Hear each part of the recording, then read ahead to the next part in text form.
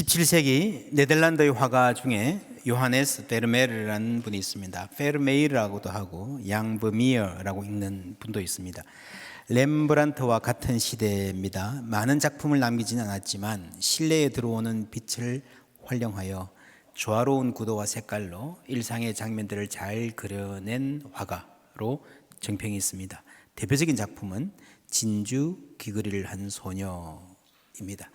이 소녀는 아주 흐름한 복장을 하고 있는데 매우 값비싼 진주 귀걸이를 하고 있습니다.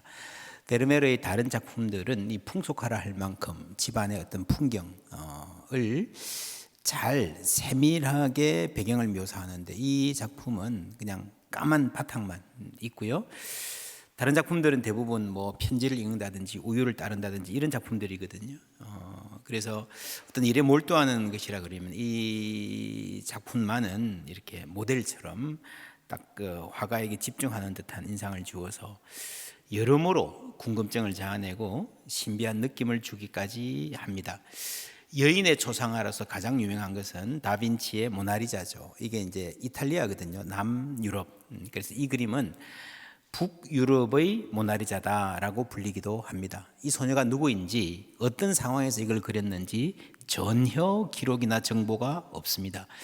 트레이시 슈발리에라고 하는 미국 소설가가 이 그림에 매료되어서 진주 귀걸이를 한 소녀라는 이야기를 지어냈고 이 소설이 2003년에 영화로 만들어지기도 했습니다.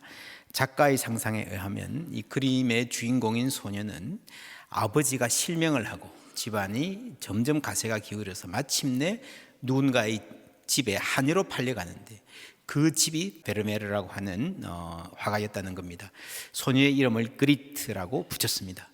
여러분, 가난해도 부모님 밑에 자랐던 소녀가 남의 집에 하녀가 되는 게 얼마나 힘든 경험이겠습니까? 그래서 낯선 집에 들어가는 그 순간 얼마나 긴장되었을까요? 가보니까 2층 집입니다. 1층은 생활의 공간, 냄비가 걸려 있고 뭐 고기 피냄새 나고 아이들 뛰어다니고요, 싸우고요. 주인 마님은 이 도끼 눈을 뜨고 날카로운 목소리로 짜증을 내고 그런 눅진한 생활의 냄새와 소음들이 뒤엉켜 있는 공간.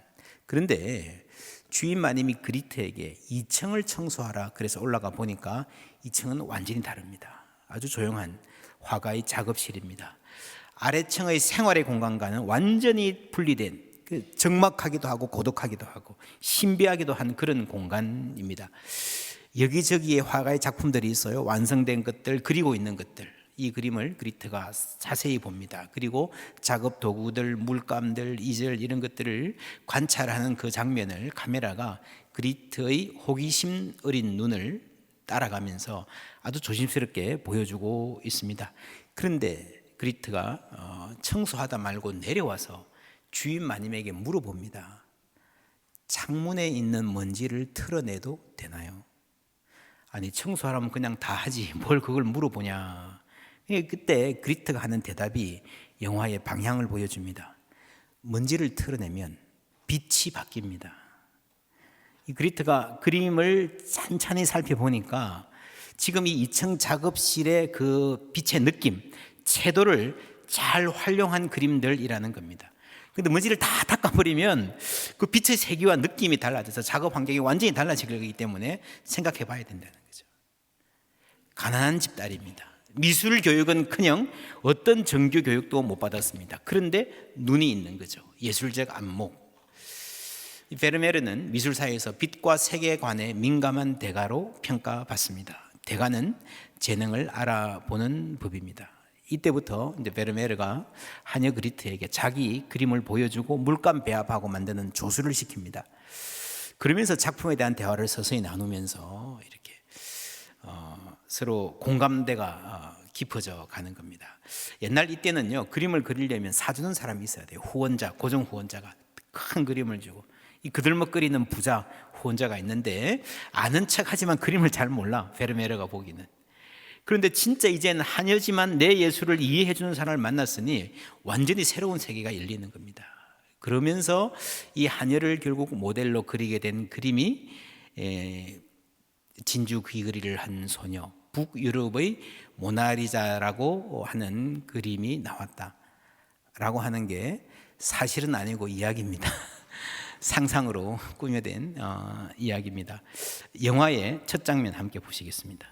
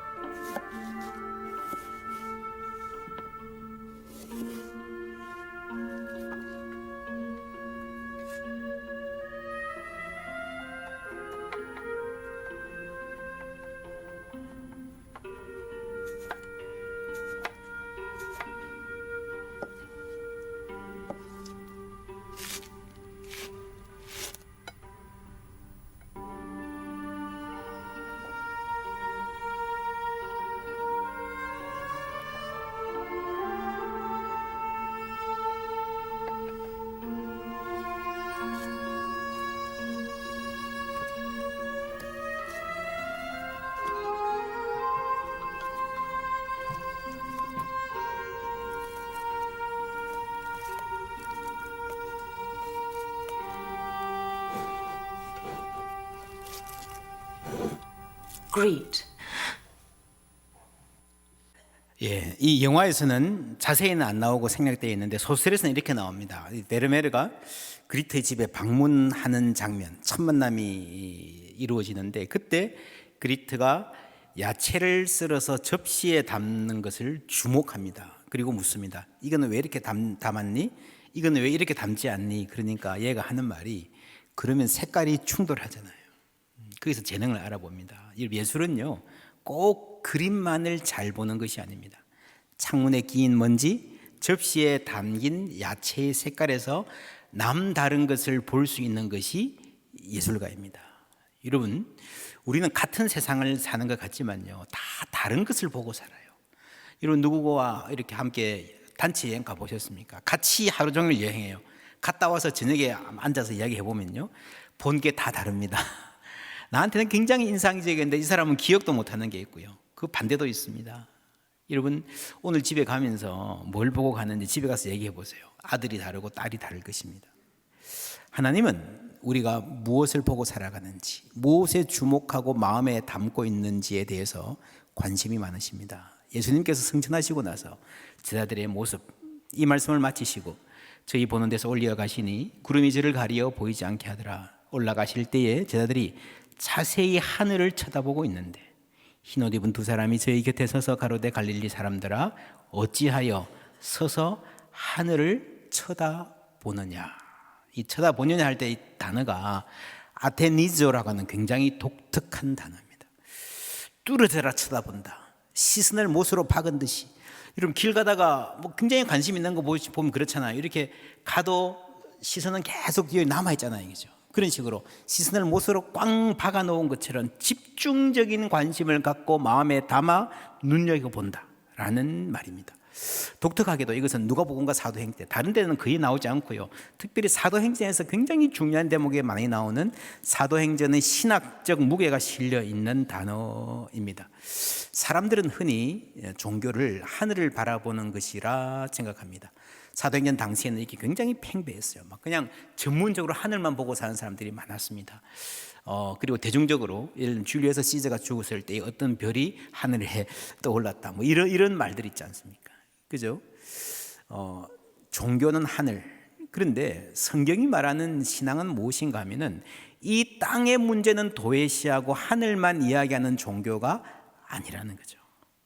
라이언 킹 여러분 아시죠? 그게 아주 핵심이 하이라이트가 밤하늘에, 어두운 밤하늘에 아프리카의 그 별들 많은 가운데 아버지 무파사가 심바에게 나타나는 장면입니다. 그런데 그리고 나서 진행되는 이야기는요, 이 심바라고 하는 주인공이 땅에서 해야 될 일을 도전하는 거예요. 성경도 비슷합니다. 예수는 하늘로 가심을 본 그대로 오시리라 하였느니라 라고 한 이 말씀이 지난번에 이야기했습니다. 두 가지로 성취된다 그랬죠. 역사의 마지막 날에 예수님 재림으로 성취될 것입니다. 두 번째, 오순절 때 성령, 예수의 영이 임하심으로써 부분적으로 성취가 되었습니다. 그래서 예수님의 십자가와 부활, 성천과 성령 강림이라는 단 한 번만 일어나는 이 사건, 이례적인 이 사건을 통해서 이 시대가 어떻게 바뀌었는지, 이제는 하늘과 땅이 결정적으로 가까워져서 우리가 하늘의 은혜를 누릴 수 있는, 풍성하게 누릴 수 있는 시대가 되었다는 것을 아는 것이 대단히 중요합니다. 이것을 모르면 심각해지는 겁니다. 지난주에 여러분 그런 말씀했던 기억나십니까? 큰 강으로 두 마을이 나누어져서 배를 타야 건너갈 수 있는데 다리가 생겨서 10분이면 갈 수 있게 되었습니다. 그게 신약시대라는 거죠. 그럼에도 불구하고 지금도 여전히 배를 타고 갈 수는 있습니다. 이제는요, 배는 가기 위해서 교통수단이 아니고요, 굳이 배를 탄다면 뱃놀이 하는 거예요. 뱃놀이 하는 거. 그게 종교라는 세계입니다. 이 종교 노름이 될 수 있습니다. 그래서 여러분, 우리가 신약 전 대체에 구약의 뿌리가 배경이 아주 깊이 뿌리 박혀 있는데, 그 배경이 중요하지만, 전체 스토리가 중요하지만 구약과 신약의 차이를 알아야 됩니다. 어떤 교회들에서는요, 구약의 성막을 아주 열심히 가르치죠. 외우게 하고 뜰과 성소, 지성소 뭘 만들고 이래가지고 막 그냥 1년 내에 성막만 이야기하는 교회도 있습니다. 거기에 어느 정도 영적인 교훈들이 있어요. 그러나 여러분, 그 교회론의 중심을 거기에 두면 안 됩니다. 그거 옛날 이야기입니다. 자꾸 너무 그런 지역적인 거에 뭐 옛날 것 가지고 그렇게 하니까요. 우리가 지난 금요일 날 우리 교회에서 청소년들, 청년들 대상으로 한 이단 세미나를 했었습니다. 아주 유익한 시간이었어요. 요즘 이단들이 주로 뭐 하는지 아십니까? 젊은이들 찾아와서 유월절을 지킵니까? 물어본대요. 구약의 유월절. 여러분, 구약의 유월절은요, 예수 그리스도의 십자가에 의해서 전부 다 그 안에서 성취가 된 거예요. 우리는 십자가와 부활의 복음만 전하면 되는 거예요. 그걸 잘 알기 위해서 유월절을 이해할 필요가 있겠지만, 그래서 요즘 이단들이 유월절을 지킵니까? 장말절을 지킵니까? 나팔절을 지켜야 됩니다. 뭐 이런 말들 하고 다니는 게요, 그만큼 우리가 뭘 몰라서 그렇습니다. 성경의 복음이 무엇인지, 예수 그리스도에 의해서 이 구약의 시대가 어떻게 성취가 되고 우리가 새로운 언약 가운데 있는지를 제대로 몰라서 너무너무 힘든 상황에 있는 겁니다. 성경의 복음은 우리가 하늘만 주목하는 것이 아닙니다. 뜻이 하늘에서 이룬 것 같이 땅에서도 이루어지고 땅 끝까지 바라보는 비전을 주셨습니다. 이 땅에 무엇이 있습니까? 구원받아야 될 백성이 있는 거예요. 신음하고 굶주리는 현실이 있는 거예요. 깨어진 가정들이 있는 겁니다. 방황하는 청소년들이 있습니다. 여러분, 저 멀리 북한의 동포들의 아우성이 있잖아요. 여러분, 성령을 받으면요, 그 사람들이 눈에 들어오기 시작하고 보이기 시작하고 그 음성이 들리기 시작하고요, 내 기도에 들어오는 것입니다. 3장 1절부터 함께 읽습니다. 제9시 기도 시간에 베드로와 요한이 성전에 올라갈새 나가면서 못 걷게 된 이를 사람들이 메고 오니 이는 성전에 들어가는 사람들에게 구걸하기 위하여 날마다 미문이라는 성전문에 두는 자라. 그가 베드로와 요한이 성전에 들어가려 함을 보고 구걸하거늘 베드로가 요한과 더불어 주목하여 이르되 우리를 보라 하니. 주목하여 이르되, 아테니조란 말이 또 나왔습니다. 배경은, 장소는 성전 미문, 뷰티풀 게이트, 아름다운 문입니다. 이게 정식 명칭은 아니고요, 별명이에요. 여러분, 별명이 생긴다는 건요, 사실은 정식 명칭보다 훨씬 더 강력한 인상인 경우가 많습니다. 성전에서도 아름다운 문이었다는 거죠. 구약의 백성들은 성전이 최고 아름다운 곳이었고요, 그 아름다움을 평생 사모하며 살았습니다. 악인의 장막의 거함보다 내 하나님 전에 문지기로 있는 것이 좋겠습니다 라고까지 했잖아요. 여러분, 그 아름다운 성전에서도 아름다운 문이라고 불리는 자리, 정말 가장 아름다워야 될 자리 아닙니까? 그런데 거기에 아픔이 있어요. 다리를 못 쓰는 장애인이 있습니다. 건강하지 못하니까 먹고 살 수가 없어서 구걸하고 있습니다. 그래서 사람들이 많이 모이는 곳. 왜 성전인가? 여러분, 사람들이 성전에 들어갈 때쯤 되면 평소보다 조금 너그러워지지 않을까요? 좋은 일입니다. 그리고 매일 이 자리에 데려다주는 사람들이 있다는 것도요, 나름대로 아름답고 정겨운 모습이잖아요. 세상의 최선일 수 있습니다. 그러나 그걸로는 한계가 있다는 거죠. 무슨 한계입니까? 성전은 하나님 만나는 곳입니다. 그런데 이 사람은 매일 성전에 오면서도 성전 앞에까지만 오지 막상 성전에는 못 들어갑니다. 이런 것을 뭐라 그러죠? 소외라고 합니다. 소외. 그림 같은 골프장이 있어요. 숨막히는 경치, 뷔페에는 맛있는 음식, 리조트, 넓은 라비에 번쩍이는 인테리어, 그런데 거기서 최저임금을 받고 일해야 하는 사람들은 내가 누릴 수 없으니까 화려할수록 더 소외되는 거예요. 요즘 하나에 수백만 원짜리 점퍼 입고 다니는 게 유행이라 그런 기사를 봤는데, 여러분 그것을 만드는 사람들은 얼마나 받을까요? 아예 모르고 살면 또 모르는데 늘 명품을 만지고 살잖아요. 근데 평생 그렇게 일해도 한 번도 못 입을 옷이라 그러면요, 그게 뭔가 하면 그게 소외라는 겁니다. 당신들의 천국, 이청준 씨 소설 제목이죠. 우리 사회가 많은 사람들에게 당신들의 천국, 뭐 발전한다 뭐 한다 좋아졌다 그래도 그렇지 않을까? 교회도 누군가에게 당신들의 천국이 될 수 있습니다. 당시 성전이 그랬다는 거예요. 성전이 어떤 곳입니까? 신명기 16장 2절 함께 읽습니다. 여호와께서 자기의 이름을 두시려고 택하신 곳에서 소와 양으로 내 하나님 여호와께 유월절 제사를 드리되. 여러분 신명기 읽어보신 분은요, 이 표현이 그 입에 배었을 겁니다. 여호와께서 자기의 이름을 두시려고 택하신 곳. 여러분 성전은요, 하늘과 땅이 만나는 자리입니다.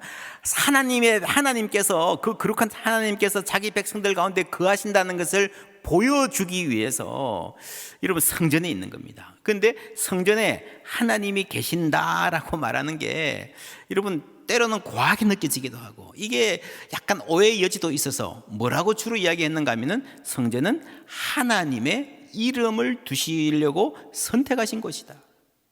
그런데 그게 성전인데요, 지금 이 성전에서는 그 이름에 걸맞는 하나님의 이름이 있다면 일어나야 될 치유와 구원, 그게 일어나지 않는 거예요. 소외의 현장이 되어 있는 겁니다. 그런데 베드로가 말하죠. 은과 금은 내게 없거니와 내게 있는 이것을 내게 주노니 나사렛 예수 그리스도의 뭐예요? 그 다음에 이름으로. 할렐루야. 같이 볼 줄 알아야 됩니다. 성전이 뭐라고요? 하나님의 이름을 두는 곳입니다. 그런데 지금 베드로가 뭐라 그랬습니까? 나사렛 예수 그리스도의 이름이 여기에 우리 가운데 있다는 거예요. 저 성전 화려한 건물, 그게 아니라 이 공동체에, 예수 믿는 사람들 가운데에 믿음의 공동체에 있다는 겁니다. 그래서 우리가 여러분 교회 건물을 성전이라 하지 말자라는 말이 바로 그 말입니다. 오순절에 하늘이 땅에 임했습니다. 이제는 어디 예루살렘 성전뿐 아니라 어떤 무슨 간판 붙인 교회뿐 아니라 모든 믿음의 사람들의 모임이 성전이 되는 새로운 시대가 열린 거예요. 여러분 시대가 바뀌면요, 사람이 바뀝니다. 성령 받은 사람들 성전에 올라가면서 이제 앉아서 막 급하게 가서 기도해야지, 이것도 좋지만요, 그 옆에 구걸하는 장애인을 주목했다는 사실에 있습니다. 이런 마음 좋은 사람들은 그린에게 동전을 던져주겠죠. 그러나 이런 대부분 쳐다보지는 않습니다. 그렇잖아요. 손만, 깡통만 보죠. 던져줍니다. 그래서 여러분 많은 경우에 깡통 안에 안 들어가고 또르르 구르잖아요. 얼굴을 본다 그래도 힐끔 보고 말아요. 그런데 베드로는 주목했다 그랬습니다. 정말 멋진 거, 아름다운 거, 재밌는 거 봐서 계속 그 고개를 여러분 시선을 못 박은 것처럼 집중해서 봤다는 거죠. 여러분 이것이 사람이 바뀐 거예요. 한 사람을 사람으로 본 겁니다. 거지로 본 게 아니라 그 깊은 필요를 본 것입니다. 하나님이 창조하신 한 인간, 지금은 저렇게 초라하게 무기력한 운동자로 동전 한 입 구걸하며 앉아있지만 이제 이 사람이 곧 일어나 기뻐 뛰며 하나님을 증거할, 예수 그리스도를 증거할, 하나님을 찬송할 멋진 인간이 될 것이다. 여러분 그리고 그 시선에 따라서 그 일이 이루어졌습니다. 기적이 어디서 시작됐습니까? 그 사랑의 눈, 따뜻한 시선. 그렇죠. 베드로가 본래 그런 사람 아니었습니다. 요한복음 9장 1절 2절 함께 읽습니다. 예수께서 길을 가실 때에 날 때부터 맹인된 사람을 보신지라. 제자들이 물어 이르되 랍비여, 이 사람이 맹인으로 난 것이 누구의 죄로 인함이니까? 자기니까 그의 부모니까? 예수님은 이 장애인을 따뜻한 사랑의 시선으로 바라보시는데 제자들은 차갑고 냉혹한 시선으로 판단하잖아요. 후벼 파잖아요. 그런 사람이었습니다. 마가복음 10장 48절부터 함께 읽습니다. 많은 사람이 꾸짖어 잠잠하라 하되 그가 더욱 크게 소리질러 이르되 다윗의 자손이여 나를 불쌍히 여기소서 하는지라. 예수께서 머물러 서서 그를 부르라 하시니 그들이 그 맹인을 부르며 이르되 안심하고 일어나라 그가 너를 부르신다 하매 여기 맹인 거지가 있습니다. 나를 불쌍히 여기서 필사적으로 부르는데 예수님 한 분을 제외한 모든 사람들은요 꾸짖어 잠잠하라 그랬어요. 왜 꾸짖었겠어요? 우리 예수님 모시고 아주 중요한 이야기 들어야 되는데 너가 왜 방해하냐. 그렇게 냉혹한 사람이었어요. 그런데 이제는 성령 받고 났어요. 이웃의 아픔이 보이는 거예요. 그 탄식이 들리는 거예요. 사람을 보고 저 사람은 얼마나 힘들까 그 마음이 느껴지는 거예요. 할렐루야. 그것이 여러분 성령 받은 변화입니다. 이렇게 성령 받은 사람들의 시각이 변하면서 역사가 변하기 시작합니다. 우리도 마찬가지입니다. 우리가 자기 중심적인 사람이었잖아요. 예수 믿고 예수의 복음 안에 살면서 우리도 조금씩 이웃의 아픔을 보기 시작합니다. 우리 교회에 그런 사역들이 아주 많습니다. 몇 가지 소개하면요, 혼자 식사해 드시기 힘든 분들에게 정기적으로 반찬 배달하는 다비다 사역이 있습니다. 소년 소녀 가장들 함께하고 돕는 하은혜 있습니다. 장애인들을 위한 사역들 열심히 해오고 있고요, 교도소 찾아가서 사역하는 한빛 울타리 선교회 이외에도 사랑방별로 또 공동체별로 어려운 이웃들 돌아보는 사역들이 참 많습니다. 여러분 기억하시고 기도해 주시기 바랍니다. 가끔씩이라도 참여해 주시면 좋고요, 함께 후원하시는 것, 이런 우리 영적으로 굉장히 중요한 훈련입니다. 서두에 말씀드린 영화에서 이 화가의 집은요, 생활의 공간 1층과 예술의 공간 2층이 완전히 분리되어 있습니다. 상징적이죠. 여러분 현실 생활에 얽매이거나 방해받지 않고 예술을 추구하고 싶은 열망이 예술가에게 있습니다. 종교도 마찬가지예요. 이 더러운 속세와 좀 분리되어서 깨끗하고 조용한 곳에 가서 좀 영적으로 수준 높은 사람들하고 차원 높은 대화하면서 종교 생활하고 싶은 욕구가 있는 것입니다. 그런데 이 영화에서 예술적인 소통이 시작되는 것은요, 예술적 영감이 처음 반짝이기 시작하는 것은요, 야채 그릇입니다. 먼지 끼인 창문에서입니다. 삶을 떠난 예술은 없습니다. 삶을 떠난 신앙 의미 없습니다. 예수의 이름으로 치유와 회복의 역사가 막 나타나기 시작한 곳이 성전 안이 아니고 성전 밖이었어요. 여러분 담을 쌓아놓고 더러운 성전 밖과 깨끗한 성전 안, 그리고 그 안을 온갖 종교적인 프로그램과 화려한 장식으로 치장해 놓았지만 여러분 그 안에 하나님의 이름이 없었습니다. 이 갈릴리 시골 사람들 돈 한 푼 없었지만 그런데 그들에게는 예수의 이름이 있었던 것입니다. 그것이 참 성전입니다. 예수의 마음을 가진 사람들이 불쌍한 영혼들을 주목하면서 미문, 뷰티풀 게이트라는 이름은 붙였지만 그 이름대로 되지 못했던 이 땅의 모습이 참으로 아름다운 곳으로 변해가기 시작하는 것입니다. 그것이 여러분 선교적 교회입니다. 미셔널 처치라는 것은요, 우리가 세상에 보냄받았다는 말인데 그러기 위해서는 우리 모두가 선교적 시각, 우리가 출근해서 혹은 여러분 학교 가서 여러분 이웃과 함께 살면서 경험하는 모든 것들을 선교적으로 예수님의 시각으로 볼 줄 알아야 됩니다. 그 안에 사람들의 필요를 헤아리는 선교적 민감성, 이 땅에 어떤 탄식이 있는가를 듣는 것입니다. 여러분 이 장애인이 이제 일어나서 다니기 시작하니까 사람들이 놀랍니다. 그리고 누가 그랬지 하고 막 찾기 시작해요. 난리가 났습니다. 함께 읽습니다. 11절부터. 나은 사람이 베드로와 요한을 붙잡으니 모든 백성이 크게 놀라며 달려나아가 솔로몬의 행각이라 불리우는 행각에 모이거늘 베드로가 이것을 보고 백성에게 말하되 이스라엘 사람들아 이 일을 왜 놀랍게 여기느냐 우리 개인의 권능과 경건으로 이 사람을 걷게 한 것처럼 왜 우리를 주목하느냐. 아멘. 왜 우리를 주목하느냐. 아테니죠. 또 나왔죠. 우리 개인의 권능과 경건으로. 그죠?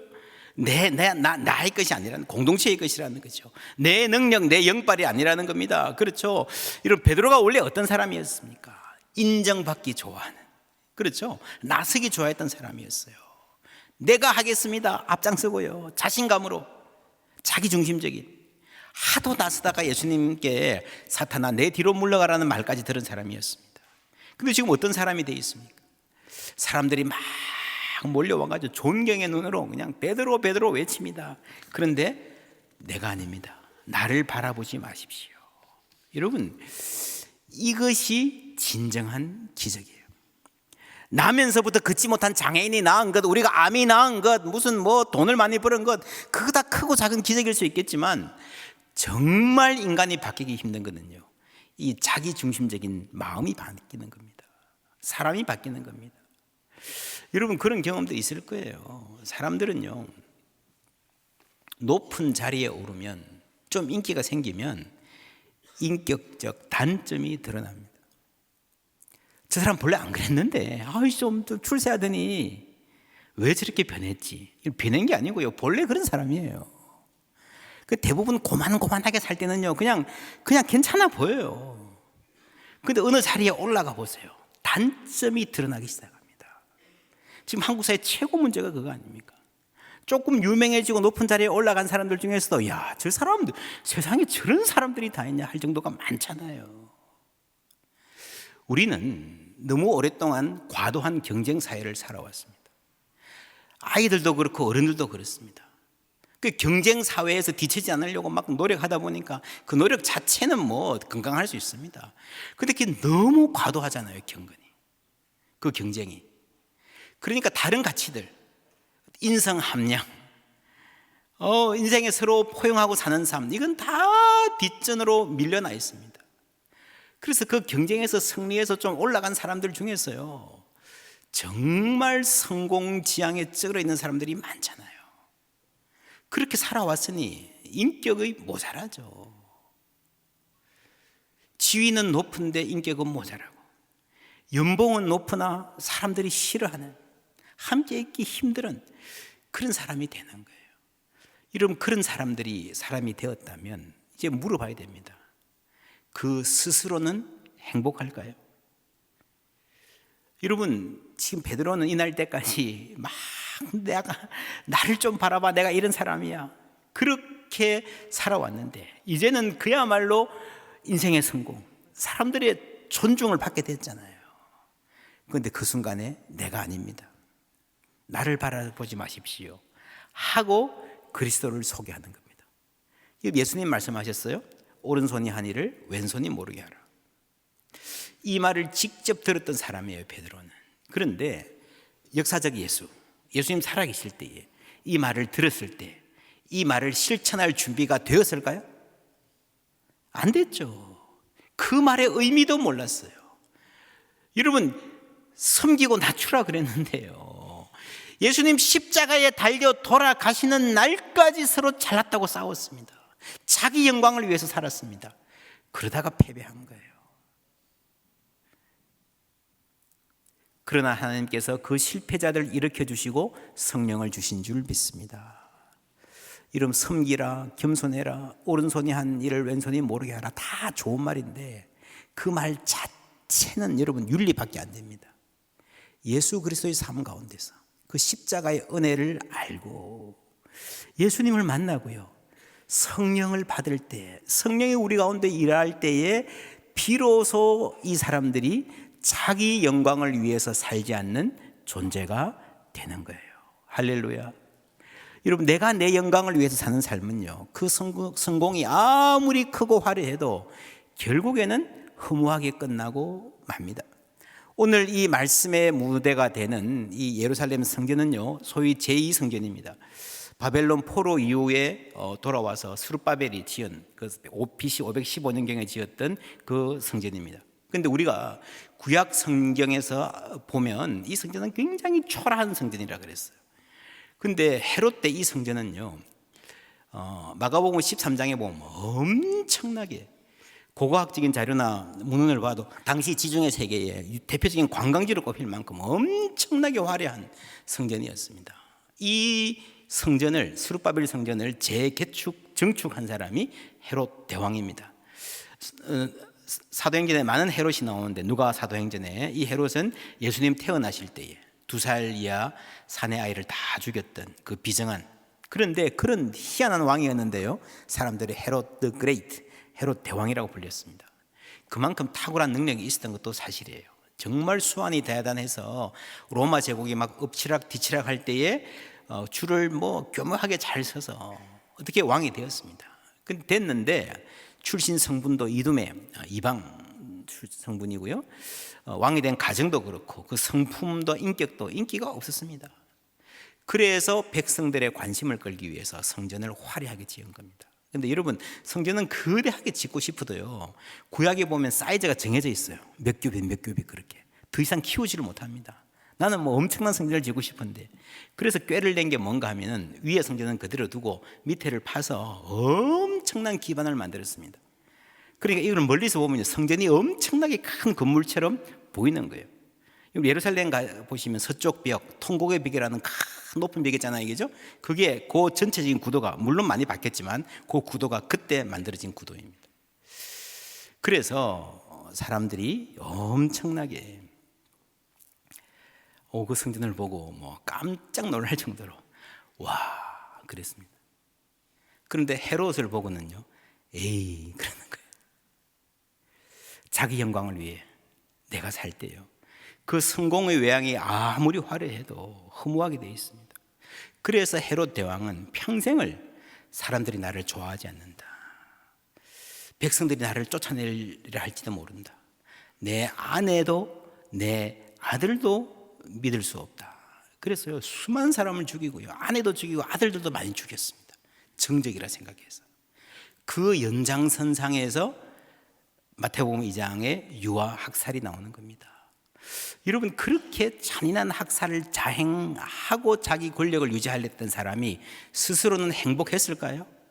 대단히 불안한 삶을 살았습니다. 당시에 성전은 있었으나 영광은 없었어요. 경건의 모양은 있었으나 능력이 없었습니다. 그러나 세상 것 아무것도 못 가진 베드로와 요한이 하나님의 영광을 위해 살 때에 예수 이름의 능력이 그 자리에 있었던 것을 믿습니다. 거기서 변화가 시작되는 거예요. 거기서 능력이 나타나는 것입니다. 그들은 성령을 받고 이 땅의 현실을 바라보게 되었습니다. 그렇다고 해서 하늘은 볼 필요가 없고 우리끼리 땅에서 잘 할 수 있다, 그거 아닙니다. 하늘의 영광, 하늘의 능력은 그래서 더욱 필요합니다. 주목하다, 아테니조라는 말이 사도행전에 또 한 번 중요한 대목에 나옵니다. 7장에 나오는 말씀 함께 읽습니다. 스데반이 성령 충만하여 하늘을 우러러 주목하여 하나님의 영광과 및 예수께서 하나님 우편에 서신 것을 보고 말하되, 보라, 하늘이 열리고 인자가 하나님 우편에 서신 것을 보노라 한대. 아멘. 하늘을 우러러 주목하여. 여러분, 스데반이 이 땅에서 막 사람들이 막 난동을 부리고 하는 이 현장에서 하늘을 보는 거예요. 이게 여러분 성경에 보면 굉장히 놀라운 일입니다. 여러분, 이 땅에서 잘해야 하나님 음성 듣죠. 잘해야 약간의 징조를 보죠.